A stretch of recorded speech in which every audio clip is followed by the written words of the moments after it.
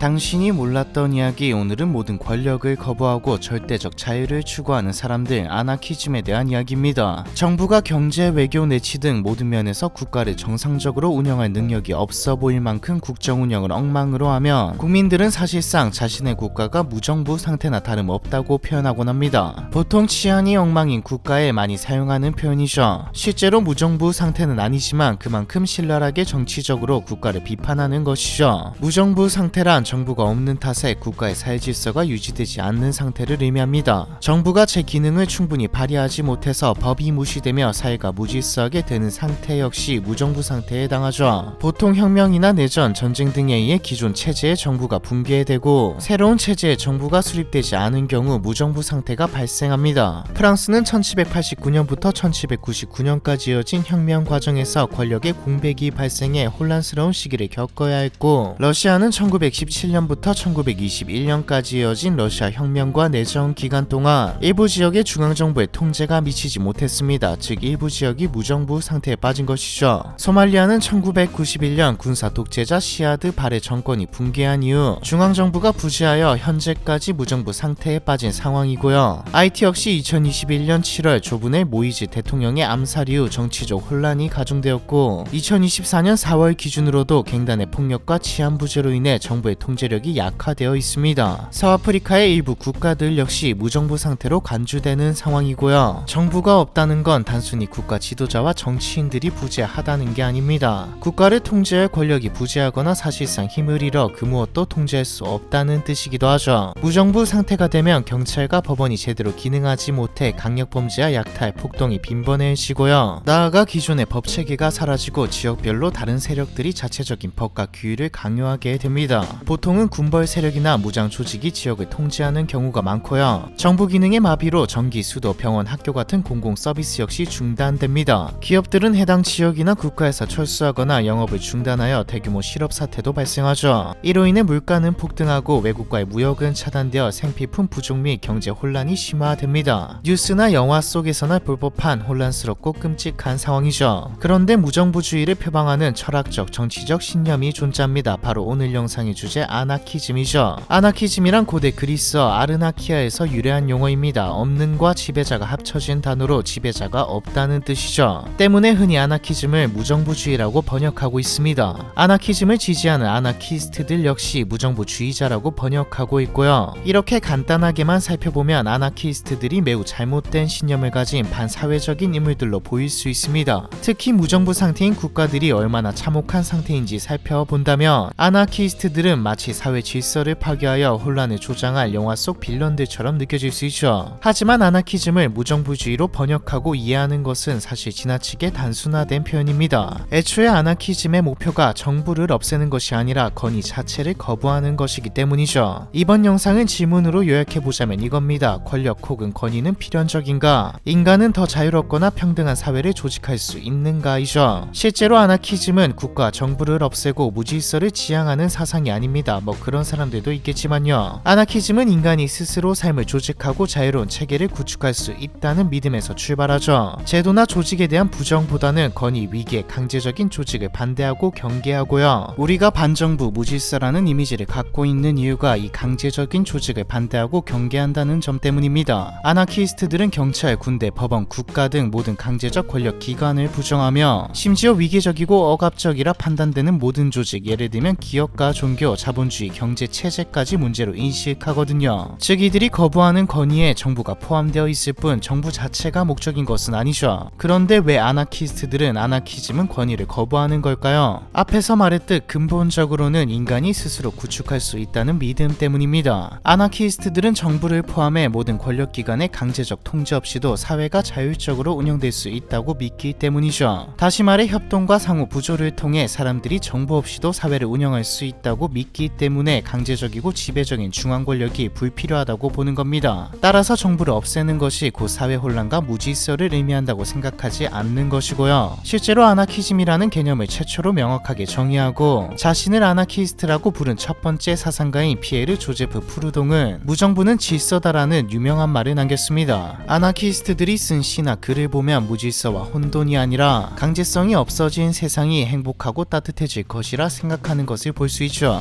아나키스트로도 유명한 비트즈 존 레논의 곡 이매진의 가사에서도 이 점을 볼 수 있습니다. 국가가 없는 걸 상상해봐요. 어려운 일이 아니죠. 무언가를 위해 죽이거나 죽을 필요도 없고 종교도 필요하지 않아요. 상상해봐요. 사람들이 평화 속에서 살아가는 걸. 당신은 나를 몽상가라 말하겠지만 난 혼자가 아니에요. 언젠가 당신도 우리와 함께하길 바라요. 그럼 세상은 하나가 될 거예요. 여기까지 살펴보면 아나키즘의 목표 자체는 나쁘지 않다는 걸 알 수 있습니다. 적어도 이들이 혼돈이나 무질서, 파괴를 원하는 것은 아니라는 것을 알 수 있죠. 하지만 아나키즘에 대한 비판과 논란은 끊이지 않습니다. 아무리 의도가 없었다고 해도 선한 의도에 의한 정책이라고 해도 부작용이 없을 수 없는 것처럼 나의 선행이 누군가에게는 악행일 수 있는 것처럼 결과적으로 악행이 될 수도 있는 것처럼 이상을 꿈꾼다 해도 현실과는 다르니까요. 물론 어느 철학적 사상이든 정치적 신념이든 비판과 논란을 피할 수 없지만 확실한 것은 아나키즘이 과거부터 현재에 이르기까지 주류 신념이나 사상으로 자리 잡은 적이 없다는 겁니다. 툭 까놓고 그래 이야기를 들어보니 그렇게 나쁜 놈들이 아닌 건 알겠는데 그래서 동조할 수 있냐고 물어보면 네, 그러지는 못할 것 같네요. 여러분은 아나키즘이 마음에 드나요? 그러니까 여러분이 마음에서 우러나와 국가는 필연적으로 권력과 억압을 낳는 존재이니 개인의 자유와 평등을 실현하기 위해 반대해야 하고 여기에 사람들이 정부 없이도 사회를 운영할 수 있다고 보시나요? 경찰과 법이 없어도 다른 사람에게 피해를 안 주고 생활하며 자신들만의 규율을 만들고 이를 지키며 살아갈 수 있냐고 물어보면 아닌 것 같습니다. 인간의 악한 본성은 강제성 없이 사회에서 드러낼 수 없다는 게 제 생각이기도 하고 아마 대부분이 공감하실 것 같네요. 강제성이 있어도 없애지 못하죠. 이 때문에 아나키즘은 이상주의적인 면이 큽니다. 마치 공산주의가 그랬듯 이상적이지만 현실에 적용하기 힘들기 때문에 주류가 되지 못한 면이 크죠. 앞서 나온 존 레논의 이매진의 가사처럼 우리는 아나키스트들을 몽상가라 생각할 수밖에 없는 이유입니다. 하지만 아나키즘은 현대도 주목할 만한 가치가 있는 사상입니다. 아나키즘 자체를 실행하고 지지하자는 말이 아니라 그 안에서 배울 수 있는 게 많다는 것이죠. 우선 아나키즘이 탄생한 배경과 역사를 알아보도록 하죠. 아나키즘의 사상적 뿌리는 따지다 보면 고대까지 거슬러 올라갈 수 있습니다. 고대에도 아나키즘 사상이 지배적이었던 적은 없지만 일부 철학자들과 공동체에서는 국가 없는 사회를 이상적으로 바라봤죠. 철학자들 중에는 폴리스나 국가 권력 자체의 의문을 제기한 이들도 있었습니다.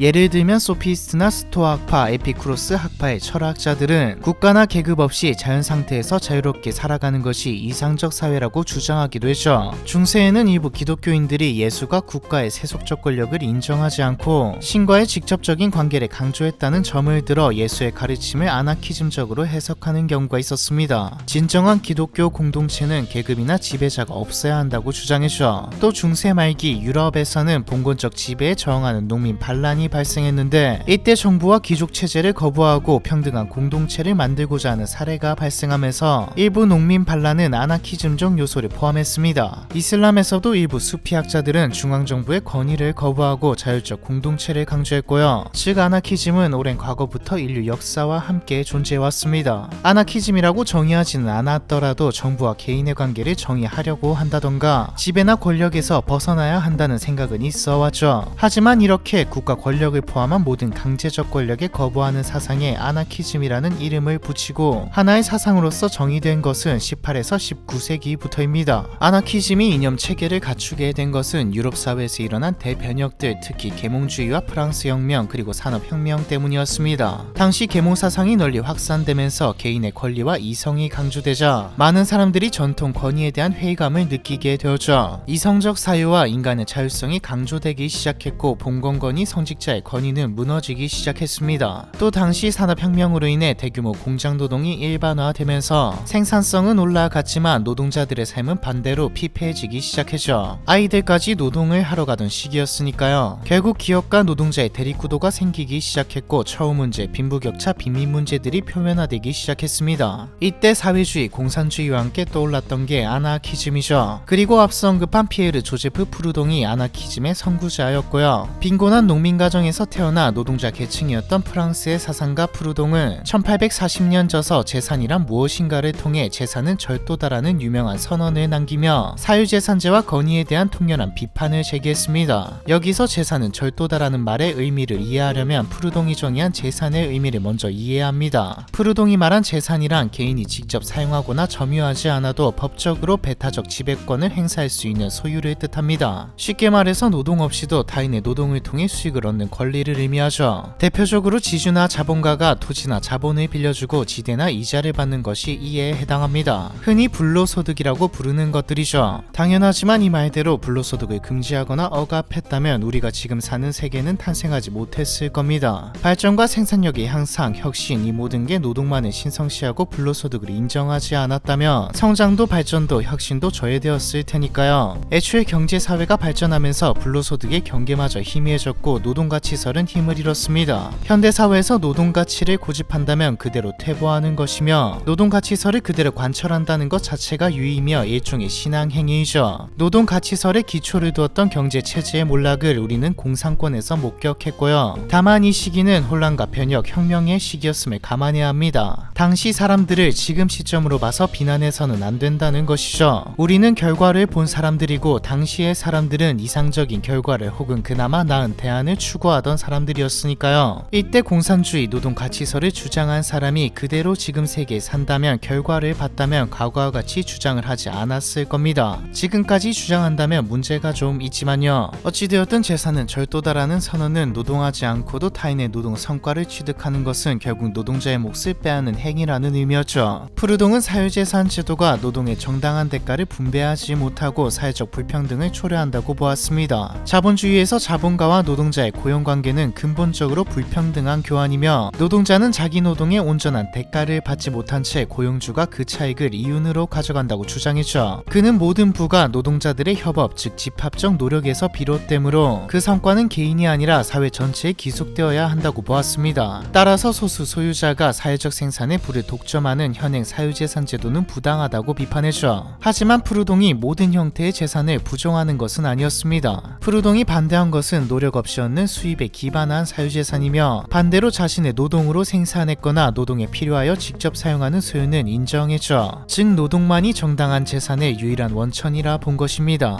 당연한 말이지만 이런 사회가 되면 리스크를 지고 사업체를 열 사람은 한 명도 없죠. 이렇게 강력하게 사유재산 제도와 자본주의를 비판한 푸르동이 대안책으로 제시한 사상이 바로 아나키즘입니다. 푸르동은 과거부터 존재했으나 특별한 이름과 명확한 규정 없이 떠돌던 강제적 권력이 없는 상태에서 개인과 공동체가 자율적으로 살아가는 사회체제를 지향하는 사상에 아나키라는 이름을 붙였습니다. 18세기 말 프랑스 혁명기에도 아나키라는 단어가 사용되었지만 당시에는 혼란 상태라는 부정적 의미를 갖고 있었죠. 그런데 푸르동은 재산이란 무엇인가에서 사회는 아나키 속에서 질서를 찾는다라고 말하면서 기존에 부정적으로 쓰이던 아나키를 자유롭고 자발적인 사회 질서로 재정의했습니다. 푸르동의 사상이 당긴져서 재산이란 무엇인가는 당시 프랑스 학계와 정치계에서 큰 논쟁을 불러일으켰습니다. 이미 산업혁명이 일어나고 자본주의가 자리 잡은 시기에 갑자기 모든 권력을 비판하고 부정하는 사상이 등장하니 당황스러울 수밖에 없었죠. 하지만 당황스러울 뿐 경제학자들이 비롯해 모두가 알고 있었습니다. 이걸 도입하면 다른 나라에 비해서 경제 발전이 너무 더디게 될 것이란 걸 말이죠. 그래서 아나키즘은 프랑스의 지식인들 사이에서만 논란이 됐을 뿐이었습니다. 아나키즘이 국제적으로 확산된 것은 19세기 중반 이후 등장한 러시아 출신의 혁명가 미하일 바쿠닌 때문이었죠. 미하일 바쿠닌은 당시 유럽 전역에서 발생한 혁명 운동을 주도하면서 급진적인 아나키즘 사상을 전파한 인물입니다. 당시 거의 모든 유럽 국가에서 절대 군주적 통치에 대한 시민들의 불만이 누적되어 있었는데 왕들이 제한적 개혁조차 거부하고 기존의 체제를 고수하자 자유주의 성향의 중산층과 급진 공화주의자들이 정치 개혁을 요구하며 봉기하게 되었죠. 산업화로 인해 등장한 신흥 노동계층도 생존권 보장과 사회 개혁을 요구했고요. 한편에서는 다민족으로 이루어진 제국이나 지역적으로 분열된 민족들이 국민국가 건설이나 자치에 대한 열망으로 혁명을 일으켰습니다. 무엇보다 1840년대 중반에 발생한 연이은 흉작과 산업 불황은 경제 위기를 심화시켜 혁명의 직접적 계기가 되었죠. 저희 영상에서 여러 번 이야기했던 혁명, 변화, 시대를 바꾼 시위 이런 것들은 경제와 동반되는 경우가 대부분이죠. 적어도 확산되는 것은 경제 불황과 밀접한 관련이 있습니다. 이렇게 동시다발적으로 발생한 혁명운동은 각각 목표도 신념도 조금씩 달랐지만 공통적으로 기존 체제를 전복하려는 성향을 갖고 있었습니다. 이때 혁명가들 사이에서 강력한 카리스마와 조직력을 갖춘 미하일 바쿠닌이 유럽 혁명운동의 중심 인물로 등장하게 되는데 미하일 바쿠닌은 푸르동의 아나키즘 사상을 계승하면서도 보다 급진적이고 혁명적인 방법을 강조했죠. 미하일 바쿠닌은 당시 칼 마르크스와 사유주의 운동 노선에서 격렬히 대립한 것으로도 유명합니다. 국제노동자협회인 제일인터내셔널 내부에서 국가 중심의 사회주의를 비판하다가 1872년 헤이그 대회에서 마르크스파에 의해 제명당하기도 했죠. 이로써 마르크스주의 진영과 아나키즘 진영이 결별하여 서로 갈라서게 되었고요. 참고로 과거부터 현재까지 마르크스주의와 아나키즘은 자주 비교가 되면서 두 사상을 비슷하거나 심지어 같은 것으로 혼동하는 경우가 많은데, 이는 두 사상 모두 국가 권력과 자본주의를 반대하기 때문입니다. 마르크스주의는 최종적으로 국가가 소멸하는 공산주의 사회를 목표로 하지만 단번에 국가를 없앨 수는 없고 국가 권력을 유지하는 기간이 필요하다고 봅니다. 반면 아나키즘은 혁명과 동시에 국가를 없애야 한다고 주장하죠. 이렇게 마르크스와 바쿠닌의 결별로 국제노동운동은 권위주의적 사회주의 진영과 반권위적 아나키즘 진영으로 나뉘게 되었습니다. 동시에 아나키즘은 엄청나게 많은 분파로 갈라지게 되죠. 사실 한 번도 주류가 되지 않았기에 동시에 사상 자체가 지배 체계가 없기 때문에 하나로 통일되지 못했죠. 해석도 각자 하기 나름이었고 세부적인 것에 따라 너무나도 입장 차이가 심해졌거든요. 미하일 바쿠닌은 분권적 연방주의를 옹호하고 국가 자체의 폐지를 추구하는 아나키즘 노선을 구축했고 집산주의적 아나키즘의 창시자로 평가받게 되었습니다. 한편 바쿠닌과 비슷한 시기에 활동한 막스 슈티르너는 개인주의적 아나키즘의 철학적 토대를 마련했죠. 막스는 국가뿐만 아니라 모든 사회적 도덕적 제약을 거부하고 개인의 절대적 자유를 강조했는데, 바쿠닌과 달리 집단적 투쟁보다는 개인의 해방을 우선시하는 입장이었습니다. 이후 19세기 말부터 20세기 초는 흔히 아나키즘 운동의 황금기로 불립니다. 이때 다양한 사상가들이 나타나 아나키즘의 여러 이론들을 창시하기 시작했으며 세계 각지의 노동운동과 사회운동에서 두드러진 역할을 했죠. 러시아 귀족 출신 지리학자였던 표토르 크로포키는 아나코 공산주의 사상을 발전시켰는데, 크로포키는 계급 특권을 버리고 혁명운동에 투신한 인물로서 중앙정부가 없는 분산된 공산사회를 이념적으로 설파했습니다. 서로 돕는 협동이 인간과 자연의 발전에 필수적이라고 봤는데, 크로포킨이 구상한 사회는 중앙정부 없이 자치적으로 운영되는 공동체들의 연합으로 자치적인 협동조합과 노동자 자치 경영으로 경제를 꾸리고 자발적 연대로 질서를 유지하는 형태였죠. 이런 시기면 다시 전쟁과 전투로 세력이 생기고 가장 큰 공동체가 지배체계를 가지기 시작하면서 국가가 다시 등장할 것 같지만 뭐 어쨌든 비슷한 시기 레프 톨스토이는 기독교 아나키즘을 주장하며 비폭력 무저항주의를 통해 국가를 거부하는 사상을 전파했습니다. 이렇게 전 세계적으로 아나키즘이 퍼져가는 과정에서 폭력적인 전략을 사용한 아나키스트들도 등장하면서 아나키즘은 큰 비판을 받게 되었죠. 지금 이슬람의 인식처럼 과격파들이 활동하면서 아나키즘 전체에 대한 이미지가 나빠졌습니다. 1880에서 1900년대 유럽에서 러시아 황제나 이탈리아 국왕 등 여러 국가 원수와 고위 관료들이 아나키스트 자생 조직에 의해 암살당하는 사건이 연달아 발생했고, 미국에서도 1901년 대통령 맥킨리가 아나키스트의 영향을 받은 청년에 의해 암살당하는 일이 벌어졌거든요. 실제로 1903년 미국에서는 아나키스트들의 입국을 금지하는 연방법이 제정되어 아나키즘을 공식적으로 위험사상으로 취급하기도 했습니다. 하지만 이렇게 사회적 탄압과 감시 속에서도 20세기 초 미국에서는 엠마 골드만 같은 아나키스트들이 활발하게 활동했습니다. 엠마 골드만은 러시아 출신 유대인으로 노동운동과 여성해방운동에 아나키즘을 접목시켜 대중적으로 영향력 있는 운동을 이끌었죠. 이따금 아나키즘을 설명할 때 페미니즘이 함께 언급되는 이유가 바로 이 때문이고요. 사실 아나키즘에 페미니즘이 함께 언급되는 건 그리 놀라운 일이 아닙니다. 앞에서 아나키즘은 엄청나게 다양하다고 했는데 아나카 페미니즘이라는 분파는 아직까지도 존재하거든요. 사실 너무 다양하다 보니 별의 별게 다 있습니다. 반자본주의에 기반한 아나키즘과 달리 자본주의를 지지하고 옹호하는 아나코 캐피탈리즘도 있죠. 기독교 아나키즘, 아나코 패시피즘, 자연환경에 중점을 둔 녹색 아나키즘, 그리고 녹색 아나키즘 안에서 채식주의, 자유연애, 나체주의를 중시하는 아나코 자연주의, 기술문명 자체에 반대하는 아나코 원시주의까지 다 꼽기 힘들 정도죠.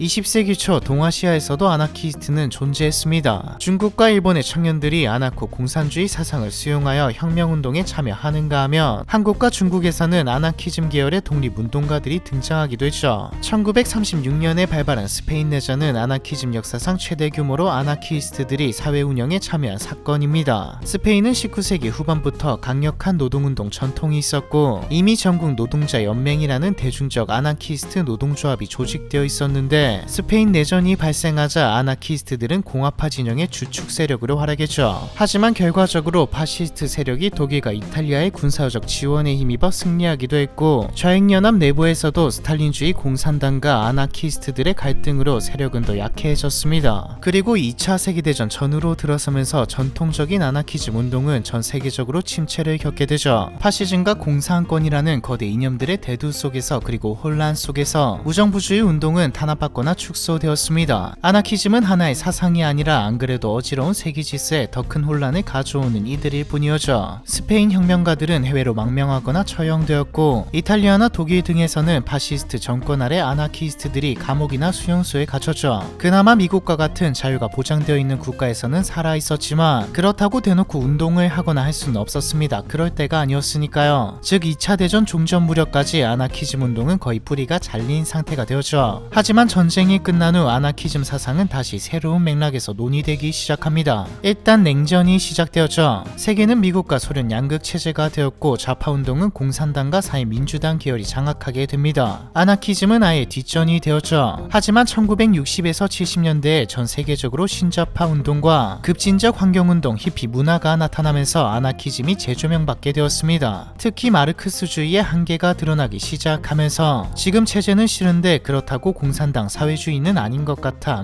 그래 아나키즘 이런 이들이 많이 생겨났죠. 디지털 시대로 접어들자 아나키즘은 해커운동, 탈중앙화 네트워크와도 연결되었습니다. 대표적인 게 사이버펑크 운동이죠. 사이버펑크 운동은 탈중앙화, 프라이버시 보호, 국가 감시 체제에 대한 저항을 추구하는 기술 운동입니다. 1980에서 90년대부터 해커들과 암호학자들이 주도한 이 운동은 암호화 기술을 활용해 권력의 통제를 벗어난 자유로운 정보 교환을 가능하게 하려 했죠. 사이버펑크 운동에서 발전한 기술 중 하나가 바로 비트코인과 블록체인 기술입니다. 하지만 결론만 놓고 말하자면 아나키즘은 과거나 현재나 여전히 비주류 사상입니다. 급진적이며 이상주의적인 성격 때문에 많은 지지를 받기보단 역사적으로 다양한 논란과 오해의 대상이 되어왔죠. 아나키즘이 인기가 없는 이유는 앞에서 다 나왔습니다. 우선 아나키즘은 곧 혼돈과 폭력이라는 오해 때문이고 두 번째 이유는 지나치게 이상적인 사상이기 때문이죠. 많은 사람들이 아나키즘 사회는 실현 불가능하거나 오래 유지될 수 없다는 생각을 가지고 있습니다. 현대의 일부 아나키스트들은 첨단 기술과 고등교육의 발전 덕분에 아나키즘의 실현 가능성이 더욱 높아질 것이라 낙관하고 있습니다. 정보통신 기술의 발달로 많은 사람들이 직접 토론하고 의사결정에 참여할 수 있게 된 점, 분권적인 네트워크를 통해 자율적으로 질서를 형성하는 사례가 늘고 있다는 점 등을 들며 아나키즘 사회의 실행 가능성이 과거보다 높아졌다고 이야기하죠. 하지만 그럼에도 불구하고 아나키즘이 주류 정치 이념으로 부상할 가능성은 그리 크지 않아 보입니다. 이상적이고 낙관적인 사상이 정치 이념이 낳은 결과를 봤으니까요. 아무리 선이라고 해도 결과도 선인 것은 아니죠. 다만 사상적 영향력과 잠재력은 미래에도 다양한 형태로 지속될 것이라고 전망됩니다. 미국의 저명한 칼럼니스트 매큐 이글레시아스는 미래의 문화적 접한은 사회주의가 아니라 아나키즘일지도 모른다고 언급하며 아나키즘의 부활 조짐을 전망했죠. 또 현대 인류가 직면한 위기들, 민주주의 위기, 극단적 양극화, 기술 독재 등은 중앙정부나 국제기구들만으로 해결책을 찾기 어려운 상황입니다. 이에 대한 대응으로 전 세계 곳곳에서 지역 공동체 기반의 대응이 활발해지고 있는 것을 보면 현대의 많은 사회운동이 아나키즘적 성격을 띈다는 것을 알 수 있죠. 따라서 압제와 자유에 대한 열망, 이 두 가지가 존재하는 한 아나키즘은 하나의 사상으로서 계속 살아남을 듯 하네요. 어쩌면 자본주의의 부작용을 해소하기 위해 국가가 시장경제에 개입하고 사회 복지를 확대하는, 쉽게 말해 사회주의적 요소를 일부 가져온 수정 자본주의가 지금 세계를 지배하고 있듯 어쩌면 지금 사회 문제들의 해결책으로 아나키즘에서 가져올 게 있을지도 모릅니다. 권위란 무엇인가를 현실에 맞게 정의할 수 있다면 말이죠. 마지막으로 다시 질문해보죠. 권력 혹은 권위는 필연적인가? 인간이 더 평등하고 자유로운 사회를 스스로 조직할 수 있는가? 아무래도 저는 아나키스트는 아닌 듯 합니다. 아나키즘에 대한 이야기 이번 편은 여기까지입니다.